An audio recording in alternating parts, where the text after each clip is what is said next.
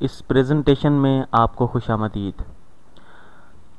ये कि बारोइंग हमेशा क्यों काम करता है, इस पर नहीं कि कैसे काम करता है, इसलिए कि क्यों काम करता है।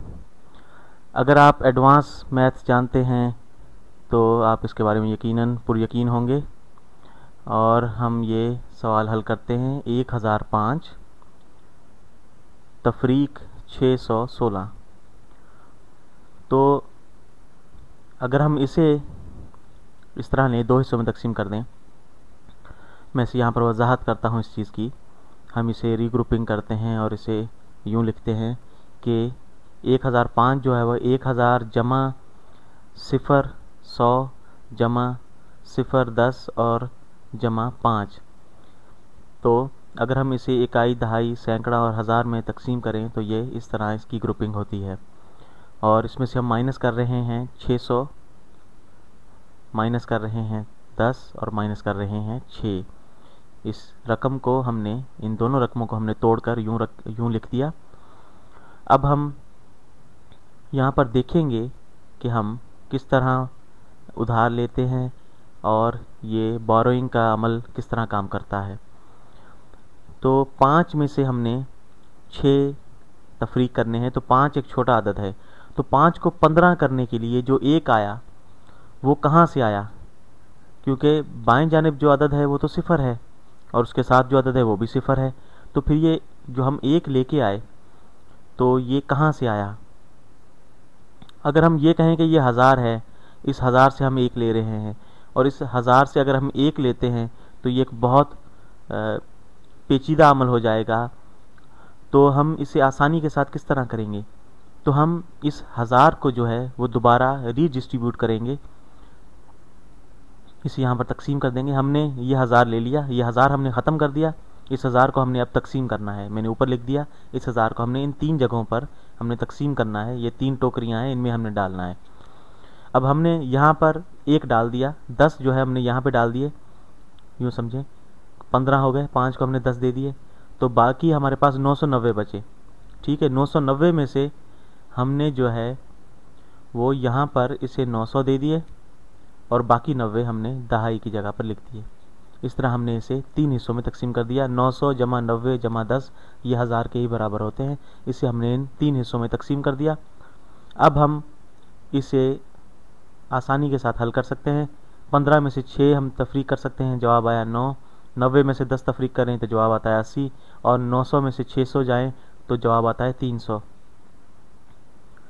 तो इन तीनों को अगर हम जमा कर दें तो हमारे पास वही 389 ये जवाब आ गया।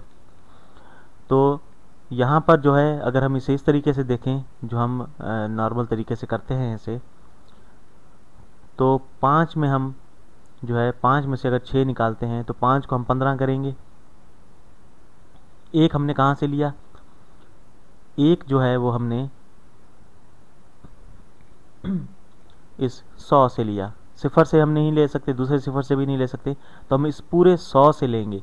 तो पूरा 100 है, हम इस पूरे 100 से जो है वो हम इसमें से 10 ले लेंगे, तो बाकी बच जाएंगे 99। यानी जो 1 हमने डिजिट ले लिया, 1 अदद, तो बाकी 99 बच गए। तो इसी तरह हमने 15 में से 6 निकाल दिए, 9 आ गए। 9 में से 1 गया, 8 आ गए और 9 में से 6 गए, 3 आ गए। तो इस तरीके से हमने इसे हल कर लिया, जो हम रवायती तरीके से इसे हल करते हैं।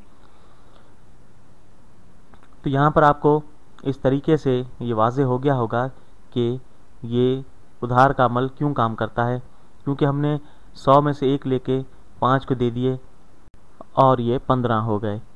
तो यहाँ पर अब आपको यकीनन ये समझ में आ गया होगा। एक और मश्क हल करते हैं ताकि ये वाज़ेह हो सके कि उधार का अमल क्यों काम करता है। तो यूँ कहें कि 732 इसमें से हम तफरीक करते हैं।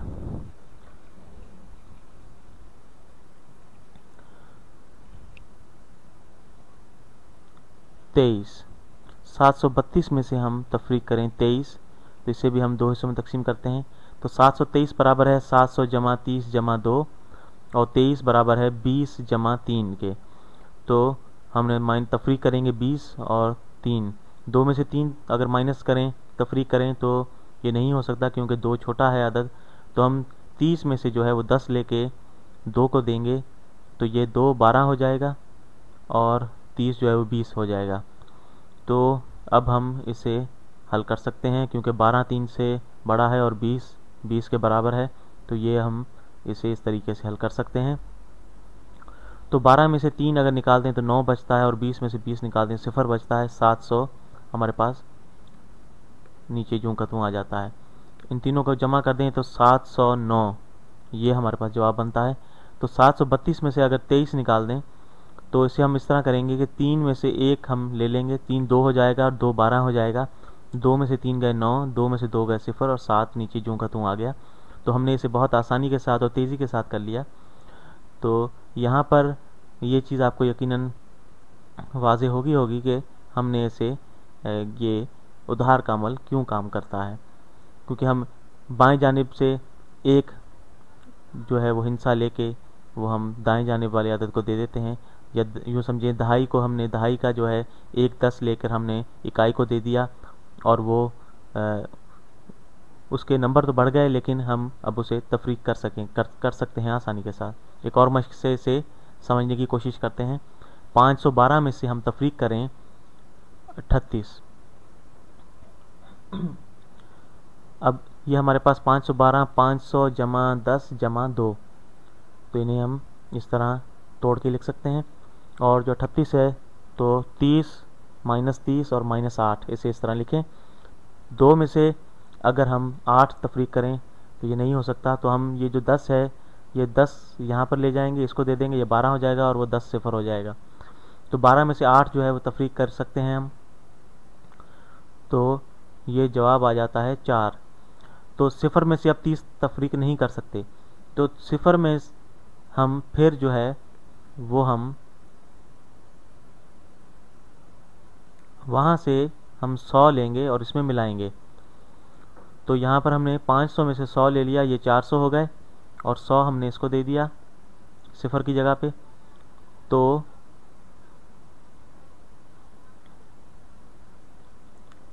70 हमारे पास जवाब आ गया। 400 जो का तो नीचे आ गया, तो 400 जमा 70 जमा 4 474 के बराबर होता है।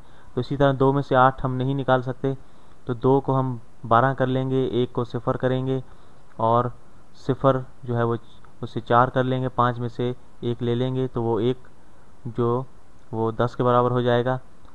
तो 12 में से 8 गए 4, 10 में से 3 गए 7 और 4 में से 4 जूं का तू नीचे आ जाएगा, 474 जवाब आ गया। तो ये यकीनन आपको समझ में आ गया होगा और यकीनन ये वाज़े होगा आपके लिए कि किस तरह बोरिंग काम करता है। आप यकीनन समझ गए होंगे कि यहाँ पर कोई जादू नहीं हो रहा और बुनियादी तौर पर नंबरों के साथ क्या होता है जब हम उन्हें उधार लेते हैं। उम्मीद है ये आपके लिए कारआमद होगा।